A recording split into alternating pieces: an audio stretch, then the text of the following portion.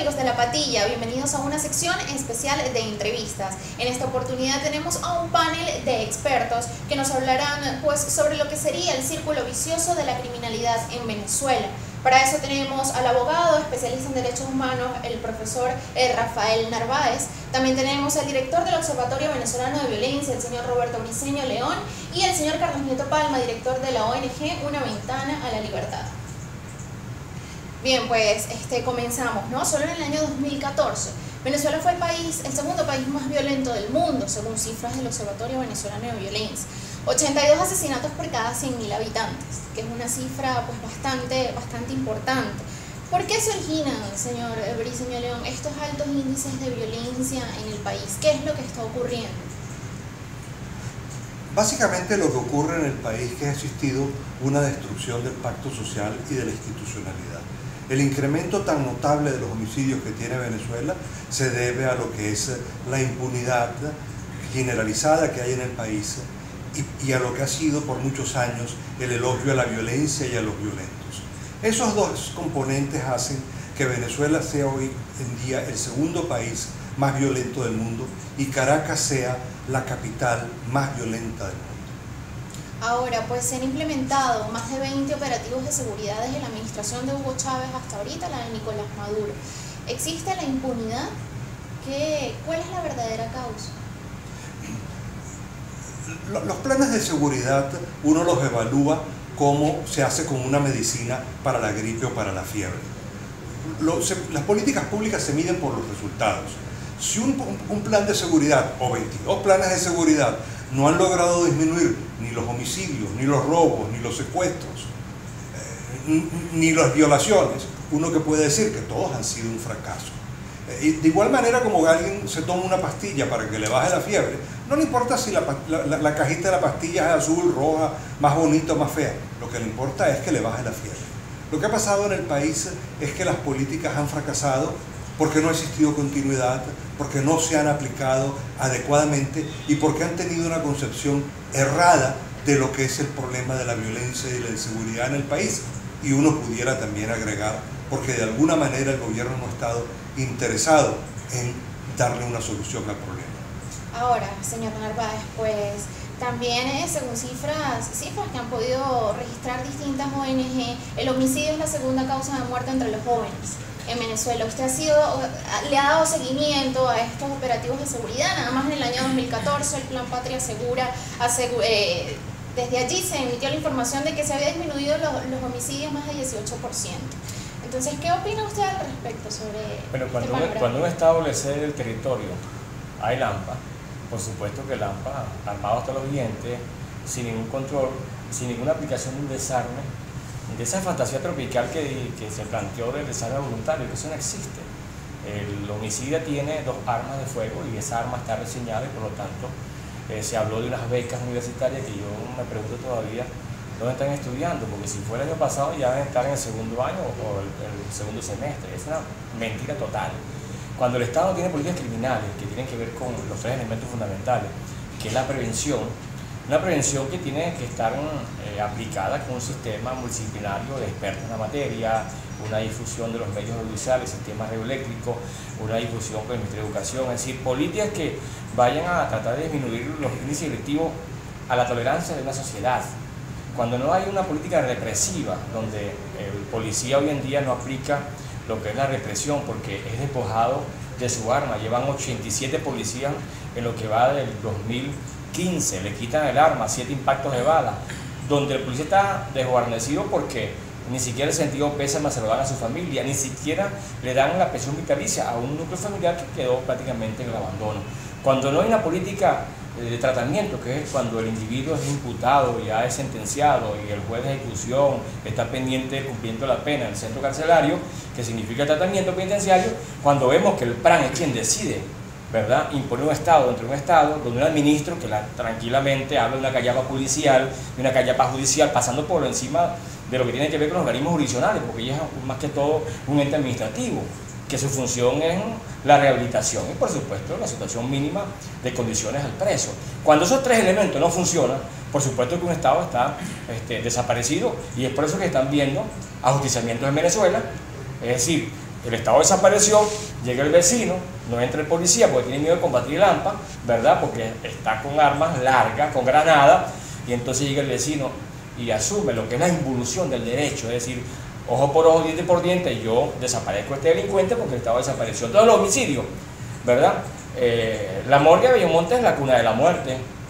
Yo voy mensualmente, ya van para 32 años en la lucha de derechos humanos, y ahí cuando hablo con el familiar me dice, no, Narváez, consígueme el cadáver para irlo a llorar a mi casa, porque no creo en el Ministerio Público ni creo en el Poder Judicial, porque nunca el victimario es aprendido, y por lo tanto las audiencias de presentación y las preliminares, cuando se dan, nunca está el victimario, solamente está el familiar de la víctima, porque el muchacho fue asesinado por el AMPA, 7-15 impactos de bala.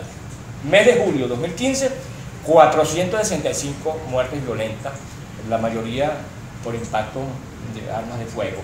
En agosto, hasta hace poco, las 2 semanas, 302 cadáveres por muerte violenta.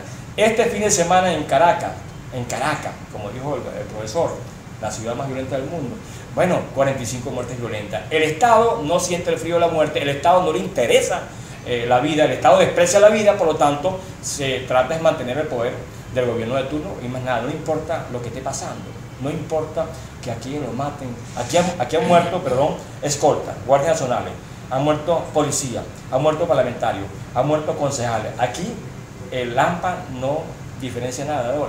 Le da 5 o 6 impactos de bala, porque cuando va a lo que tiene que ver para pedir justicia a estas víctimas, los familiares, nunca se da justicia. Y el homicidio, lamentablemente, va creciendo. Ahora, usted menciona pues que se ha creado un cierto poderío, vamos a decirlo así, un cierto control por parte de los planes en las cárceles, y entramos en este tema con el señor Carlos Nieto Palma, ¿no?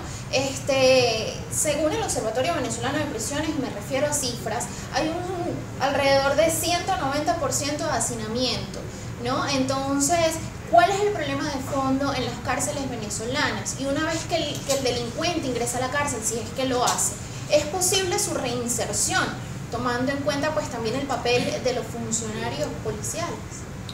Mira, en primer lugar, en las cárceles venezolanas es muy difícil lograr la reinserción de alguna persona. En primer lugar, porque están plagadas de problemas. Uno, tú lo acabas de decir, el hacinamiento carcelario. Nosotros tenemos una población de 55.000 reclusos aproximadamente, y solamente capacidad para 19.000 personas. O sea que hay 30 y pico de reclusos que no tienen espacio dentro de las cárceles, pero que están allá adentro. El retardo procesal, hay un 70% de la población penitenciaria que están a la espera de una decisión. O sea que, sumándonos al precepto de la presunción de inocencia, son presuntamente inocentes porque nadie les ha dicho que los ha condenado. Y a esto, bueno, este control que se ha creado dentro de las cárceles de parte de los pranes y su equipo, que se llaman Lucero, que han creado como que un gobierno paralelo dentro de la cárcel, pero un gobierno paralelo que es el que verdaderamente manda dentro de la cárcel. El oficial, el que depende del Ministerio para el Servicio Penitenciario, está bajo es una decoración. Las órdenes de donde salen en los recintos carcelarios es de los pranes y de su gente. Y aparte de esto, últimamente se ha creado como otra especie de sistema penitenciario paralelo al que ya tenemos, que está conformado con todos los detenidos que hay en las comisarías, en los retenes policiales, y en todos estos sitios de detención, que son sitios transitorios donde las personas deberían estar 48 horas nada más ahí, mientras son presentados ante el tribunal, y el tribunal decide a qué sitio de reclusión va a ser enviado. Y esto ha creado, bueno, un caos en todo el país, porque tenemos pequeñas cárceles regadas por todos los estados, por todos los municipios, por todas las parroquias del país, porque cualquier sitio donde haya 2 policías y haya una celda, ahí están metiendo reclusos. Esto ha hecho que tengamos menos policías en la calle cuidando a la gente, porque los tenemos cuidando a los detenidos en los retenes policiales. Y esto es lo que ha creado todos estos últimos conflictos que han habido dentro de estos recintos carcelarios, y esto se debe a que el Ministerio para el Servicio Penitenciario creó una norma inventada por ellos sin ningún asentamiento jurídico ni ninguna base lógica, donde exige que o sea, pasa inclusive la orden del juez, porque el juez te ordena envíese a tal cárcel, pero el Ministerio Penitenciario, para que esa persona pueda ir a esa cárcel, tiene él que dar la autorización. Si él no da la autorización, no lo lleva. Y ahora les está exigiendo que compren las policías, para poder aceptar al detenido, que compren un kit que, según me han informado algunas personas vinculadas a las policías con las que he hablado, cuesta aproximadamente 33.000, 34.000 bolívares, donde hay colchón, uniformes, afeitadoras, interiores, medias, zapatos, todo eso. Entonces tu policía arrestas a la persona, la llevas, pero para que lo metan preso tienes tú que llevarle también todo su cargamento, o sea, el kit hasta la cama donde va a dormir. Eso no es responsabilidad ni de la policía, ni del recluso tampoco, ni del detenido. Tiene que ser responsabilidad del Ministerio Penitenciario, que es a quien le corresponde eso. Señor Briceño León, ¿estamos presenciando un círculo vicioso de violencia en el país? Yo diría que nosotros tenemos un círculo vicioso de delito, impunidad, más violencia. O sea, lo que hemos tenido en el país es un continuo elogio de la violencia y un continuo elogio de las armas como forma de relacionamiento social. Y eso lo que lleva entonces a un comportamiento más violento. El delito funciona en una relación entre los beneficios que pueden obtenerse por la comisión del delito y los costos que esto pueda significarle a las personas y a los individuos. ¿Qué son los costos? Bueno, los costos son las cárceles, el castigo, la pena que puede tener. Cuando la impunidad llega a los niveles tan altos que tenemos en Venezuela, que uno pudiera hablar, en el caso de los homicidios, de más del 98%, entonces sencillamente no hay una razón para no delinquir. Y cuando no hay una razón para no delinquir, entonces vuelve otra vez el ciclo y se mantiene una acción en que la gente comete más delitos, se inicia con un pequeño delito, luego pasa uno más grande y ve que no le ocurre nada y vuelve a otro. Entonces tenemos, sí, ciertamente, un círculo vicioso de delito, de muerte, de impunidad y de respuesta violenta por parte de los ciudadanos que deciden tomar la justicia por su mano propia, por parte de los propios policías que desarrollan acciones extrajudiciales y ejecutan a los delincuentes porque saben que si los llevan detenidos también los van a soltar. Entonces lo que tenemos realmente es una espiral de violencia en el país, que es lo que explica por qué hemos pasado de 4.500 homicidios en 1998 a 25.000 homicidios en el año 2014. Se están violando, y vamos a tocar el último operativo de seguridad, se están violando derechos humanos en el marco de la Operación de Liberación al Pueblo, señor Narváez. ¿Cómo ve usted la actuación del gobierno en este operativo? La OLP viene a enterrar lo que poco existía en materia de Plan Integral de Seguridad. Son 22 planes. El Plan Bandera del Estado, el Plan Divise, que se fusionó con el Plan A Toda Vida Venezuela. Era la bandera del Estado y operativos, pero son operativos muy ingenuos porque le avisan al presunto delincuente dónde se van a realizar. Son operativos que no tienen contundencia y la OLP es una especie de ley vago y maleante que nosotros en el pasado por eso la execramos, porque bueno, violentaban todos los derechos humanos. Prácticamente los jefes civiles, los prefectos asumían pues lo que es el sumario, la condena, la sentencia. La OLP es un invento, y yo lo sostengo, mediático por parte del Estado. La OLP no tiene un equipo multidisciplinario, no tiene criminólogos que tienen que ver con el estudio del crimen, ni sociólogos, no tiene expertos en la materia, porque son mezquinos, no tiene la calidad. Yo no he visto un proyecto de ley que haya aprobado como ex parlamentario, que tuve muchos años en ese parlamento, que el procedimiento cuál es, un proyecto de ley que puede ser planteado por la sociedad civil, un número de firmas, respectiva, o iniciativa del Presidente de la República, o iniciativa de la Asamblea de las Comisiones de Política Interior. Ahí no hay ningún proyecto de ley de la OLP. Entonces yo no sé por qué el Ministerio Público avala eso, que es garante de la legalidad, del debido proceso. No sé por el defensor del pueblo, que se ha convertido en un dirigente político, ¿verdad? No sé por qué se ha quedado callado. La OLP no ha liberado a nadie. El AMPA sigue siendo el dueño del territorio venezolano, como lo dijo el profesor, que lleva un estudio pormenorizado de los índices. Yo recuerdo, y ahí lo refresca él, 4.500 homicidios. Y planes vienen y planes van. Son 22 planes, ¿verdad? Pero también son como 12 ministros. ¿Y esos 12 ministros quiénes son los que han asumido la cartera para establecer política de seguridad ciudadana? Violentando lo que establece la ley. Porque no está, ahí lo que se plantea es que sea un civil quien asuma la rienda de una política de seguridad ciudadana. Y sin embargo, de los 12 ministros, solamente 3 han sido civiles: Tarek El-Aissami, Ignacio Arcaya y Luis Miquelena en varias oportunidades. Los demás han sido militares, los militares no conocen nada. Yo veo a estos muchachos en Plaza Venezuela con un fusil más grande que su estatura. No saben hacer un acto policial, no saben actuar en flagrancia, no saben tener la comunicación con el fiscal, no saben a quién detener. Y a 40, 50 metros está el secuestro, está el arrebatón, está la golpiza, está el homicidio. Entonces la OLP aquí han liberado. Cuando la OLP fue a la cota 905, me dicen las personas que están allí, ya se han ido los jefes de banda. Cuando la OLP fue a Guárico, donde yo nací, bueno, el Picure se rió de la OLP, se fue.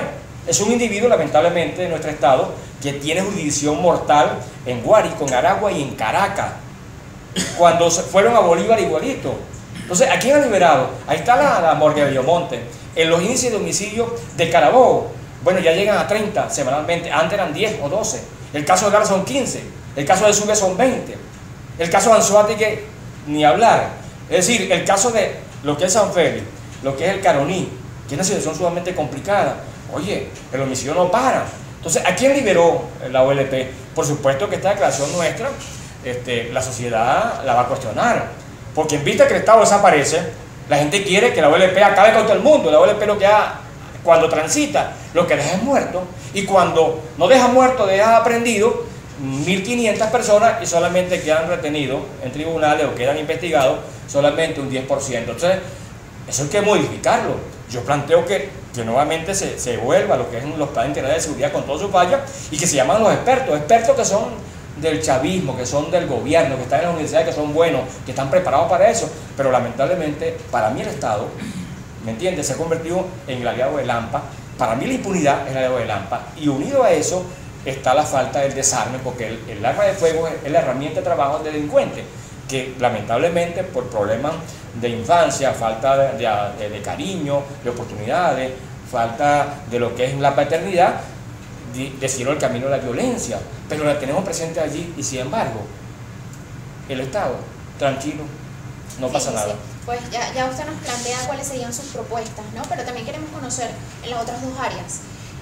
Quizás la población, más allá de los problemas, quiere escuchar de sus propias voces qué se puede hacer, si todavía pues se puede tomar otro camino en donde hayan soluciones en cuanto a la crisis carcelaria, en cuanto a la crisis de la violencia en Venezuela, que no solo quizás son homicidios, sino que son robos, gente que se siente en peligro en las calles y sale con miedo. Entonces, y ya para cerrar, ¿qué propuestas se emiten desde el Observatorio Venezolano de Violencia, desde la ONG Una Venta a la Libertad, luego de las propuestas del señor Narváez? Yo creo que la situación de violencia en el país no es una maldición, es una situación social que corresponde a unas malas políticas públicas o a una mala gestión de gobierno.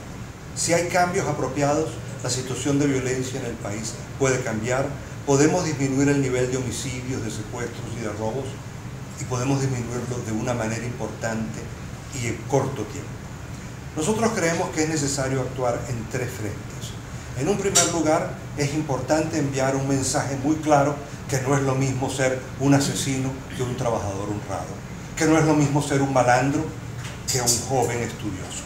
La sociedad tiene que tener muy claro qué se quiere elogiar y a quién se quiere castigar. En segundo lugar, tiene que ofrecérsele protección a la población. Eso significa que hay que fomentar la labor de las policías y la cooperación de los policías con la seguridad privada. Es necesario crear barreras para que el delito se cometa, y esas barreras implican una acción policial importante. Es necesario depurar las policías, pero es necesario además darles estímulos, buenos salarios, buenas pensiones, es decir, darles una valorización importante en la sociedad. Y en tercer lugar, hay que aumentar el castigo, hay que hacer represión. No puede ser lo mismo el que comete un delito que el que no cometa un delito. Una sociedad puede vivir inclusive sin cárceles, pero no puede vivir sin castigos. Y el castigo significa darle valor a la norma, darle valor a la ley, darle valor a los valores, es decir, darle valor a aquel individuo honesto que trabaja, que se esfuerza, y castigar al que asesina, al que roba, al que daña al resto de los ciudadanos. Si uno hace estas tres orientaciones, si hay la voluntad política para unir al país y a todos los venezolanos de todos los colores políticos, de todos los sectores sociales, y dividir al país verdaderamente en la verdadera división entre los venezolanos honestos y los delincuentes, si eso se logra, entonces podremos en poco tiempo disminuir el número de homicidios y poder regresar y poder obtener lo que es una Venezuela mucho más próspera económicamente y mucho más segura personalmente. Señor Nieto Palma, ¿qué nos puede decir usted? Y además quiero agregar pues en esta pregunta, ¿en qué plazo, si no es muy ambicioso preguntarle en qué plazo se podría de repente solucionar o bajar los índices de hacinamiento en las cárceles venezolanas? ¿Hay solución en este tema? Claro, el problema penitenciario tiene solución. Lamentablemente no existe voluntad política para solucionar el problema, precisamente porque las cárceles son un gran negocio. El doctor Elio Gómez Grillo decía que las cárceles eran un negocio tan productivo como PDVSA, y eso le produce muchísimo dinero a mucha gente y no les interesa solucionar el problema por ese motivo. Pero claro que tiene solución. La Constitución de Venezuela por primera vez tiene entre su articulado un artículo que es el artículo 272, donde se establece cómo debe funcionar el sistema penitenciario venezolano. Ese artículo lo redactó el doctor Elio Gómez Grillo. A mí me tocó trabajar con él en eso, y con cumplir con el artículo 272, donde te habla de la descentralización de las cárceles, o sea, cárceles a cargo de las gobernaciones de estado para facilitar el manejo. Es más fácil tener un gobernador con una cárcel a su mando, o dos, o en casos extremos como Miranda 5, que tener un ministerio que tiene 35, 40 bajo su mando y no sirve ninguna de las 50, de las 40. Tener penitenciaristas profesionales con credenciales académicas universitarias.